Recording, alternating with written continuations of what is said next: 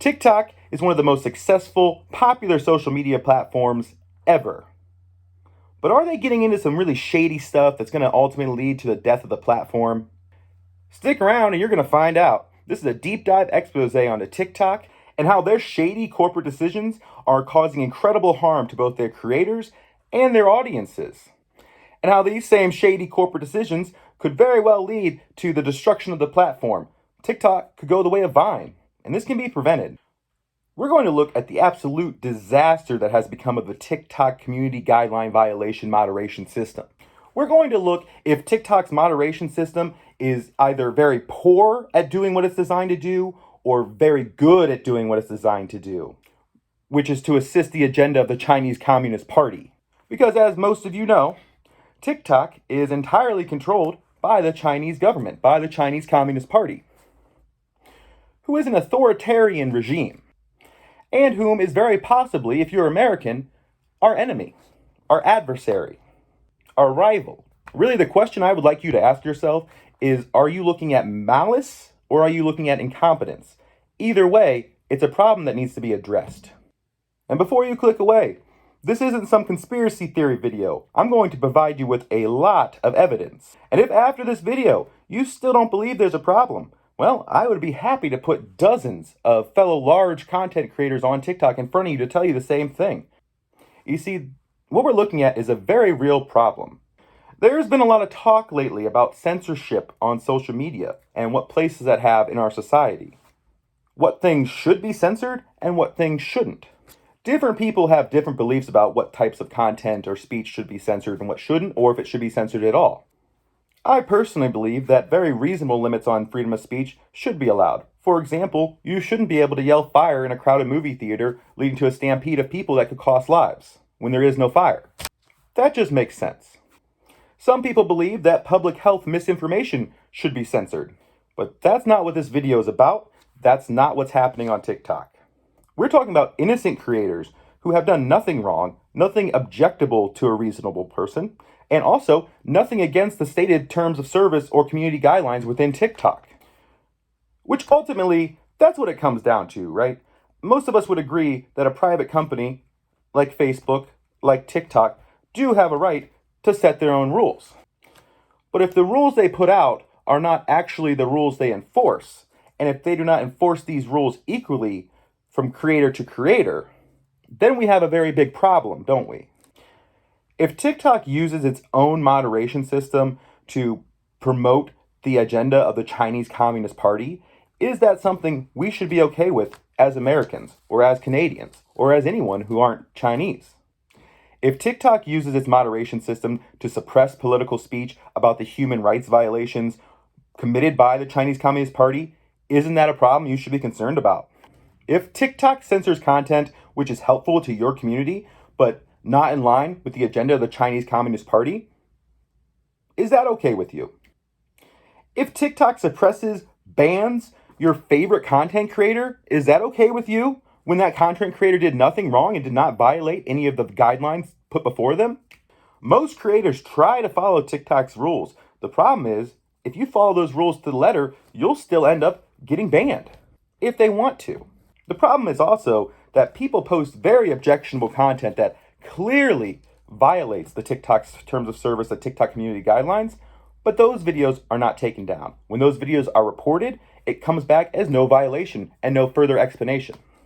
Another problem TikTok has is they have zero communication with their creators. Go ahead and try right now. You have no way to actually make contact with TikTok. Myself and numerous creators that I've spoken to have sent email after email after email about simple issues. No response. Those who do get responses, those are often automated, and they're often not helpful, incorrect, or just confusing. I'm also told, now this isn't my experience looking like how I look, but that people of color on TikTok are more exclusively targeted than people who aren't. That's problematic. I've spent a lot of time on TikTok trying to address geopolitical concerns between the United States and China. Things like China's desire and eventuality of them invading Taiwan, similar to what they did in Hong Kong, but probably much more violent. Or China's desire to have us keep getting all of our goods from them. If TikTok is censoring journalists, isn't that highly problematic? They are. I have done a lot of reporting on TikTok regarding the geopolitical issues between the United States and China, not the least of which being the potential invasion of Taiwan, the US's over reliance on China to produce all of our goods, the fact that with the wages being so low in China that those goods are produced by essentially slave labor, the concentration camps that China maintains, and also how those concentration camps produce a lot of these goods actually. The United States imports a lot of human hair wigs from China, and in the last couple of years, reports have come out that the hair for these wigs are actually being forcibly taken from the victims of these concentration camps in China. Now, being that my main channel, my channel which grew to 100,000 followers, spoke at length about those issues, I don't find it surprising that I got a target on my back in TikTok. I don't find it surprising that that account got community guideline violation after violation for content that was in no way objectable. So being that I spoke at length about some of those issues between the United States and those issues within China and the human rights violations, it's no surprise to me that this Chinese company decided to put a target on my back. Okay? That channel grew to 100,000 followers. Now, the channel that I spoke about a lot of these geopolitical issues between the United States and the human rights violations within China, that channel blew up. It got to 100,000 followers. Shortly after that, it was permanently banned. I'm not surprised at all that I ended up with a target on my back. I'm not surprised that I repeatedly got community guideline violation after violation after violation after violation for content that was in no way objectable. And you're going to be able to be the judge of that. I'm going to show you some examples. The point I want to get across is that this is not just some problem about content creators not getting their way and getting taken down and that being unfair. That's part of it. I think that's the smallest part of it, to be honest. I think that the larger geopolitical issues and the impact, the censorship of journalism and information getting out there is much more important. I also think that just anything we can do to derail the plans of the Chinese Communist Party is probably something we should do. So again, my point is it's not just about the stupid app, but it's also not stupid to a lot of people. You know, a lot of people make their living off of this and that gets taken away. I'm going to go through some of the evidence here in a moment about all of this, but that's another point I want to touch on briefly is the financial aspect, the dollars and cents. What TikTok has been doing as far as banning these creators is what TikTok has been doing as far as banning these creators for no fault of their own is highly financially beneficial to the company, and I'll tell you why. Like, for example, my account that got banned had recently joined the Creator Fund, and a lot of these problems didn't start until I joined the Creator Fund. But I had several $100s built up in the Creator Fund, and if you're not part of that, you don't know, it takes a few months before you ever see a check, right? So what's happening there, and how does this benefit TikTok to do this? Well, so TikTok gives creators in the Creator Fund a couple pennies per 1,000 views, right? And once you join the Creator Fund, that starts building up over time. But the issue is that it is highly delayed before you actually have that money in your bank account, before you can withdraw it from TikTok. We're talking several months, right? It's really shady. They have this Creator Fund that they let people join once they reach a certain size. Once you do that, they start building their case against you. They start giving you strikes that you don't deserve so they can eventually ban your account. They hold your money for a period of time, so while that's happening, you are pumping out content for them and helping to make them money. Because they give you a financial incentive, you put out more content to get more views, and those views equal a lot more money for them than it would for you if you got your Creator Fund money. But here's the rub. When they ban your account, they just keep all your Creator Fund money if you haven't been able to withdraw it yet. So when my account got banned, I'm SOL on a few $100s. TikTok gets to keep that money. And at the scale we're talking about, the sheer volume of content creators that are experiencing this, it's probably equates to millions of dollars for the company. That's a key part of this too. Beyond all the politics, it's the money. Follow the money. That is completely unethical. It's manipulating people. It's playing games with their livelihood. People may be expecting to get this money and counting on that money for XYZ thing, and then it gets taken away from them. So this multi-billion-dollar company could have a few million more at the expense of us. and at the expense of our hours and hours of work creating content on here. There's 10 ways to look at this. Every single one of them, TikTok comes out shady. And at best, they come out incompetent. That being said, let's look at some examples and some evidence of what's going on. The first video I'm about to play for you is my response to my most recent content violation. I needed to let my followers know what had happened, but the times I've tried that in the past with my previous channel, those videos get suppressed. But the thing you need to understand is at least the first level of all this moderation bull honky, it's all done by robotic process automation, by automated bots, right? Now, these moderation bots, in theory, would go out and look for actual violations of the community guidelines, right? Well, now these bots are either really bad at doing that, or they're really good at identifying what they're actually looking for, which is not what's in the community guidelines. It's what's in the agenda of the Chinese Communist Party, as well as advance the financial agenda of TikTok at the expense of the creators that make up the platform. You have to understand, we are TikTok. TikTok as a company has no value.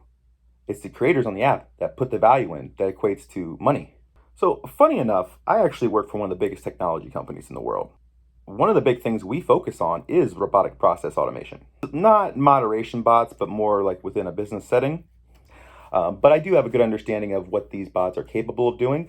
And to me, in my expert opinion, I don't believe that it is an incompetence issue. I think that these bots are very good at doing what they're designed to do. It's just not what they publicly tell you. I mean, think about it.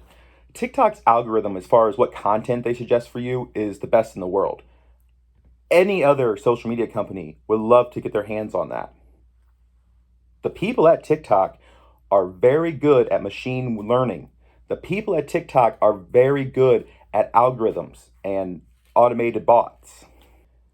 So it would make no sense to me that they would get these bots so wrong when they get their other automation and algorithms so right.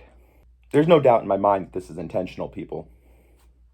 So because I am an expert in robotic process automation, similar but not the same exactly to what TikTok has, I understand that these machine learning systems, these bots, struggle a lot with handwriting, explicitly sloppy handwriting. These bots do not do very well at sorting out a disordered image into something ordered that they can compute into text and then analyze that text. So I understand this. And because I needed to get the message about what was going on to my followers, I came up with a brilliant plan. And so I'm going to show you that video first. And that video is also going to explain the situation around my most recent strike, which isn't really necessarily political, although it is anti-prepping, which I think is part of this, which I'll get into in a little bit. I think it's just a matter of giving somebody enough strikes periodically that they can justify banning them completely later, right? So with that being said, let's take a look at this clip. You guys want to look at my artwork while I sing? Well, you done me and you bet I felt it. I tried to be chill, but you're so hot that I melted. I fell right through the cracks. Now I'm trying to get back. Before my cool done run out, I be giving it my bestest, and nothing gonna stop me but divine intervention. I reckon it's again my turn to win some or learn some, but I won't hesitate no more, no more. It cannot wait. I'm yours.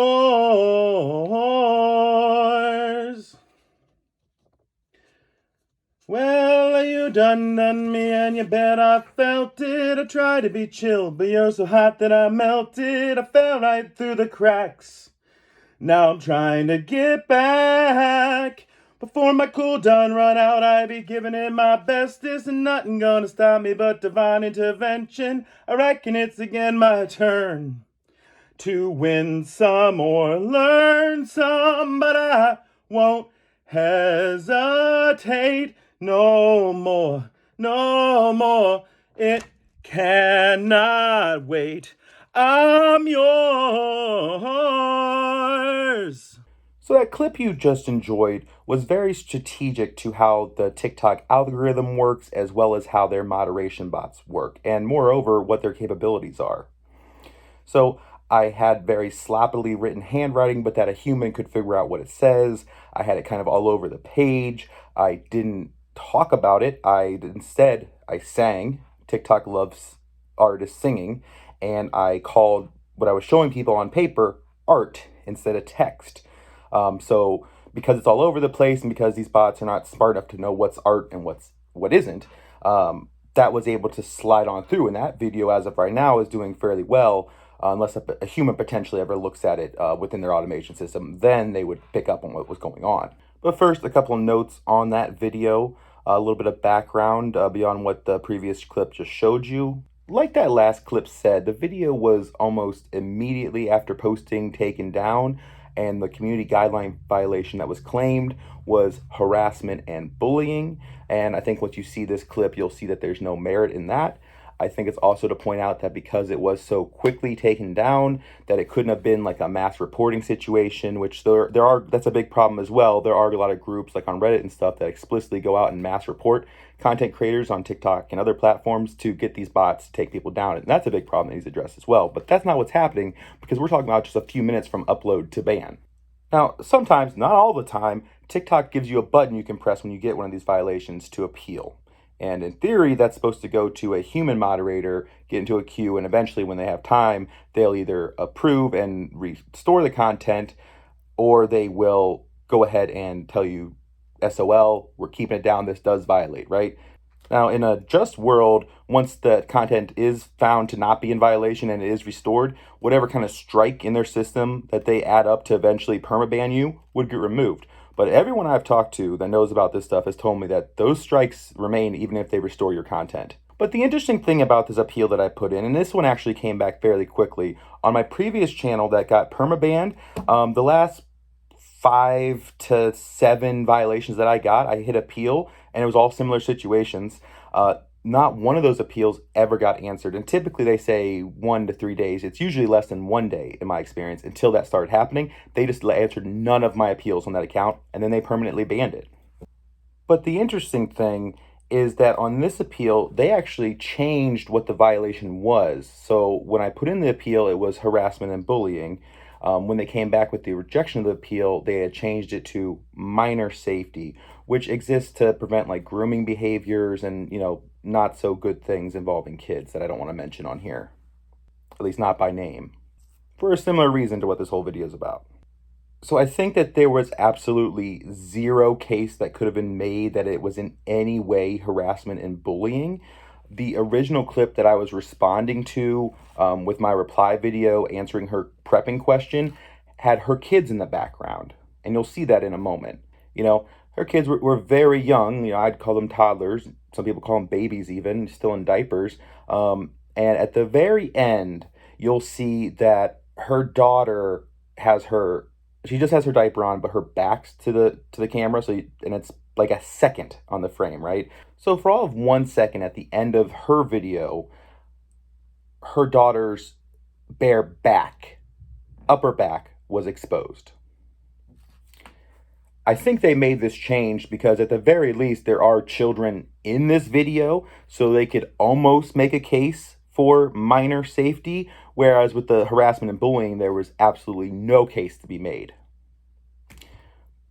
But in this situation, which you'll see in a moment, there's equally no case to be made for minor safety. As a side note, could we please stop demonizing or criminalizing or whatever the human body? I don't think a toddler's upper back should be offensive to anyone. You be the judge. Let's take a look at this clip. Now, with this next clip, I do apologize in advance.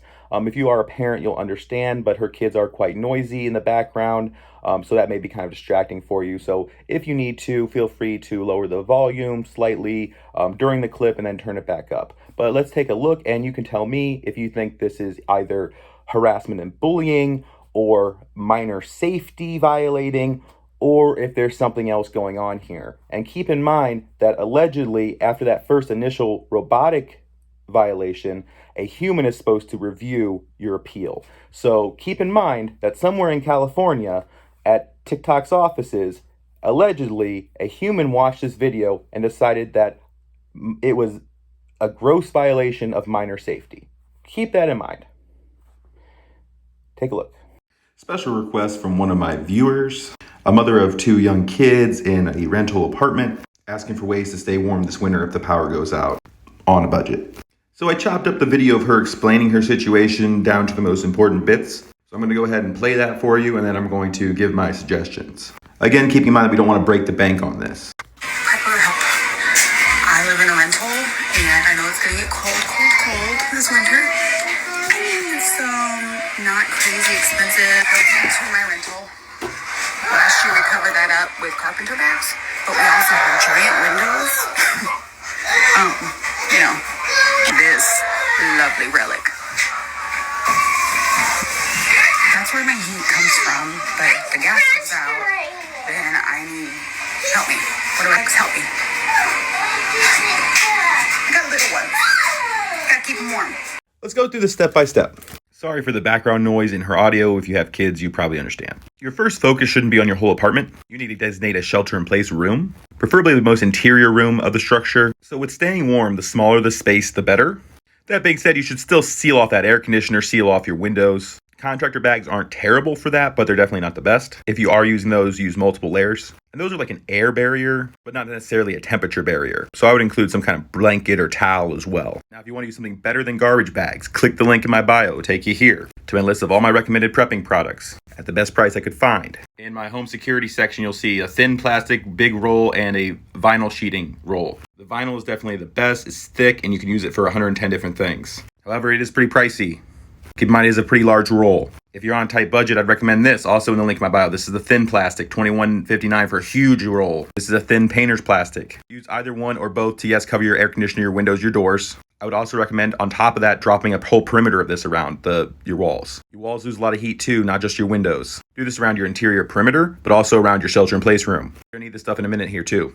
Now, if you have a mattress in your shelter-in-place room or can put one in there, take that mattress, set it down, put a tent on top of it. Here's one I found randomly that's kind of made for that purpose. This one's pretty expensive. I don't have a link for it. Let me research it more if you want that. But any kind of tent will work. Point of the mattress is to insulate you from the cold floor. Also for comfort. They make different ones. Here's one for a bunk bed. Once you have that set up, drape on top of your tent. Either that vinyl, that plastic, tape up garbage bags together to do it. More layers, the better. Put blankets, coats as well on top. Making like an insulated dome. A winter shelter inside of your house. Then take your blankets, sleeping bags, etc. Put those into your tent. Other supplies as well. You don't want your drinking water freezing. You want to leave the tent as little as possible. If that's all you do, you're incredibly much better off. Let's take it a step further. Let's generate some heat in there. This is a safe to use indoors propane Mr. Buddy heater. It's probably bigger than what you want for the tent. They make smaller ones. Remember, heat rises, don't melt your tent. Toilets can freeze. Link in my bio. Portable. Well, what'd you think of the video? Do you think it deserved to be taken down? Do you think a human watched that and decided that those minors were in danger from my video? From my view, and hopefully if you made it this far, you're a reasonable person, you understand that that video was nothing but helpful. If anything, what that video does is provide additional safety to her and her children in the event that the grid does go down in the winter, just like it did a few months ago in Texas. I mean, let me know if you agree. This is egregious, right? I've given you one solid, damning example here. That's one of many I could give you. If you feel that you want or need to see further evidence, I can show you dozens and dozens of examples just like this one. This is simply the most recent. Now, this is happening across all different types of content creators, but for this channel that this example is referencing, this is my Doomsday Prepping channel, my Emergency Preparedness Prepping channel, who is completely apolitical. The only goal is to communicate and to work with a community of people that are interested in becoming more prepared for disaster, which I think that the last few years have shown us is a very important thing. Like I said, though, this affects a lot of different communities, and I think that the ulterior motives, the nefarious reasons that TikTok is doing this is different community by community. But for my explicit example for prepping, I think that it makes a lot of sense that the Chinese Communist Party would want this kind of content somewhat suppressed. I would like to get into what I believe the Chinese Communist Party is up to at a bigger picture, involving things with Taiwan and with the things of the last couple years we've been experiencing a number of other things, but this TikTok thing is a small part of that much bigger picture. I want to keep this video under 30 minutes, so that would be a follow-up video if you want a more deep dive into what's actually going on with China, free of our propaganda, free of theirs, with just a real take on the things that they are actually doing that you as an American, Canadian, or somebody who's not Chinese should be very worried about. But to put it simply, I believe that the Chinese Communist Party do not want those of us in the rest of the world to be prepared for their next move, and they are certainly going to make one. And I'm not necessarily even talking about, some nut job conspiracy theory. I'm talking about strategy that makes sense. And I'll tell you right now that China's strategy is not to just sit around. There's a lot more to it than I could explain to you now in this video, without having it be 2 hours long. So if you like, I will, even if you don't like, I probably will anyways. I'm going to put out a deep dive expose into China itself, much bigger picture, and what they are planning, what they've already done, some of being theory, which I can back up with some evidence, and some of it being just facts. They did this, this, this. And then when we look at the future predictions, of course, nobody has a crystal ball. It is all theory based on what would make sense strategically with what they've already done. But so bringing it back to just the TikTok part of it, which is what most of this video is about, and also probably what we have the most power to impact, to change, to fix, I need your help. I need your help. Your favorite creators need your help. Within TikTok, they're able to and do suppress these kind of conversations, but this platform doesn't have those same evil motives that TikTok may have. So conversations like this can take place. However, I think that TikTok has been very strategic in how they've been doing this. So the creators that are absolutely huge, verified, the ones that actually have a big enough platform outside of TikTok to make people aware, they don't touch with this, at least not as much or as often. And again, that's intentional because those people, the biggest among us, have the power to do something. But I'm here to tell you that collectively, you watching this have the power to make something happen too. And so what I would ask is, first, help get this video out there. Help get this information out there. Not even like in terms of self-promotion.